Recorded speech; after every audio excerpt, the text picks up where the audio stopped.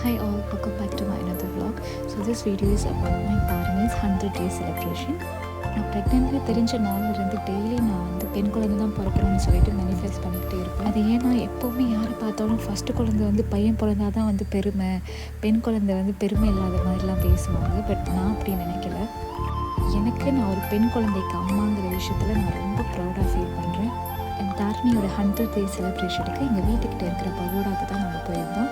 So first time ஒரு வெளியே போகிறதுனால எல்லாரையுமே வந்து உத்து பார்த்துட்டு இருந்தோம். எல்லா விஷயத்தையுமே வந்து அப்சர்வ் பண்ணாங்க. நாங்கள் ஒரு 100 பேருக்கு சாப்பாடுலாம் கொடுத்தோம்.